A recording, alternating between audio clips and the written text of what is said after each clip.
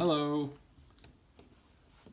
and welcome. Today I'm going to teach you how to use these 3D pens to make tactile books, or books that we can feel with our hands. So, for example, this is the output of one. And as you can see, there is a raised surface on here, and as a result I can feel this image. And for blind and visually impaired kids, this is a great way to make picture books into tactile picture books. So let's start with first selecting books before we even get into pens. We want to try and use more simplistic line art for our books. The simpler it is, in fact, the better. Mo Willems happens to be a great example of this, since our backgrounds are blank and we only have the Gerald and Piggy or the pigeon or whatever the character is going on. So it's very straightforward, easy to do. Whereas something like a Marie Sendak book, which are beautiful books, often have quite a lot visually going on. Now you can do these books, but you just have to remember that you're having to do just the outlines of the image. You wouldn't want to do shading or something like that, because it would become too much. If you're ever unsure as to whether or not you could do a book, try closing your eyes and imagining it was raised and tracing around, or with your eyes open, attempt to trace the image. And if there would be too much for your fingers to do it, then honestly, if it's too much for you, it's probably going to be too much for a child. Now, there are a couple different methods that we can use for doing this. I'm going to start out by using the 3Doodler Create Plus, which is a hot pen, so it's meant for an older audience. I will also show you how to do it with the 3Doodler Start. One of the methods that we can do is we can draw directly into the book. So we can simply doodle onto the page of the book to create the image. So to do this, you do want to, I'm going to move this in. You want to hold the tip of the hot pen almost perpendicular to the surface of the book. And you want it to touch. You know, wait a second for the material to start coming out. And then I'm going to slowly move along and trace the lines. Remember, the faster you go with these pens, the thinner the line is going to be. The faster you go, the thinner the line is. So for sections where you want it to be really thick, you want to go nice and slow. For sections where you want it to be really thin, you want to go a little faster. So, and I'm just going to do outlines of everything here. I can always go back over lines, which will make them a little more raised. Oops. See that? And as I reach a corner or point where you're stopping, so let's say I go up and I want to change direction. You want to wait a moment or wait a beat for a little bit of the plastic to ball up before you move back. Because if you do that and move too quickly, you're going to drag some of the plastic with you. Really keeping that pen as high an angle as possible is going to give you the best result for drawing on the page. Just gonna wait a beat before moving back, like so. No, you can't see that, but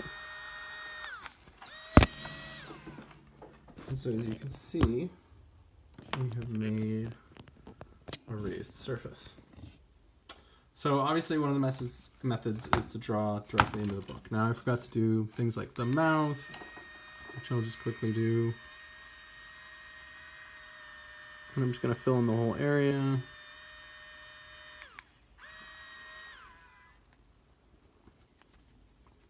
And I'm using the tip afterwards to kind of smooth out that area, because it's supposed to be a single fill, as well as I can use that tip to alter things that I've done something wrong. So now if I'm going to do this really thin line, as I said, I'm going to simply move a lot faster to do the thin line. And then to do the dot on the eyes, and I make sure that I wait that second Make sure the plastic is there.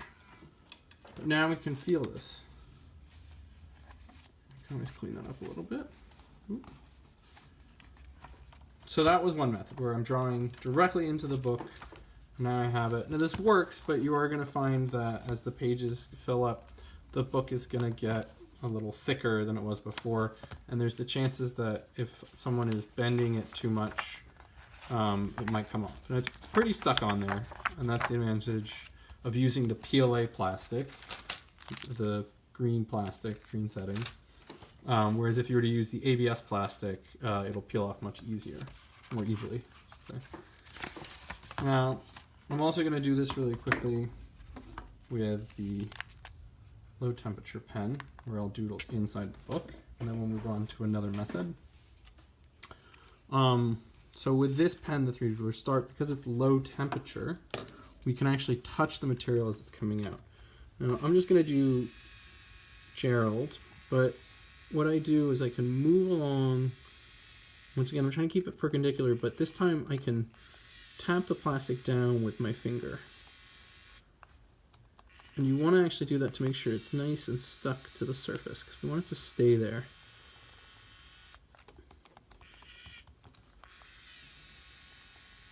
So not only am I touching that surface, but I am touching that plastic right after it comes out. And it's warm to the touch, but it's not going to burn you, anything like that. We can even help out if that material is in the wrong spot. I can move it, strengthen up those lines.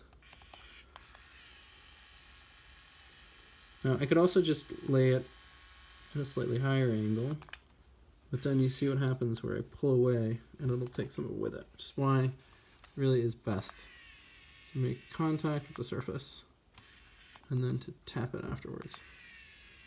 And we're just doing outlines, so it's almost like line drawings.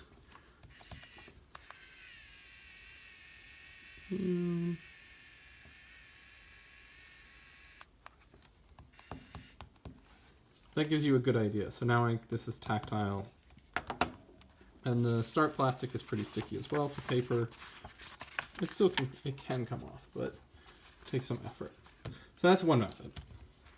Now, the other method that we can do is we can use a photocopier and then copy the pages out. And then we can similarly simply doodle that same way, where with the Start pen, I'm going to doodle flat and then touch it, whereas with the Create Plus pen, I'm going to hold it at that high angle, wait for the material to start extruding, and then simply go along. Now that's raised. Now the ultimate method, or the biggest method that you can do, is you can take apart the book, and then that way you can actually assign entire pages, groups of pages, to different students, different people, and then you can hole punch it, and you can have an entire book hole punched like so. And I think this is the best method because it's all self-contained. The pages, even though they're fatter, it's like still gonna give you what you want. And I even did the cover itself is also done tactilely. And you can do lettering in words. It is harder to do that, and you have to be a little more precise about doing that. It takes a little finesse, but it is doable. We'll demonstrate. So it is possible to do the lettering and the words as well. I personally think it's easier with like the Create Plus. So you want to go with the slow speed setting. Once again, I'm holding that pen perpendicular, and I'm almost floating on the letters. You're probably gonna have to make them a little bit bigger, what the original text was. But the real advantage of doing this, like why would I do the text, is not only can you now feel the text, but if you want to get emotion across through text, variation in size, so this has a much larger impact when it's huge like this than if it was just small text. And someone can read the fact that a font being bigger has an emotional impact on the story. So that's a good reason to want to try new text. So that is the basic steps for producing a tactile book with either the 3D Ruler Start or the 3D Ruler Create Plus or the crates. Do remember for the crate, you want to be using the PLA plastic. For the Start, you need to be using the Start Eco plastic. Cold, hot. So generally speaking for younger kids, generally speaking for older. Same rules as a hot glue gun or a soldering iron. Thanks very much. Good luck.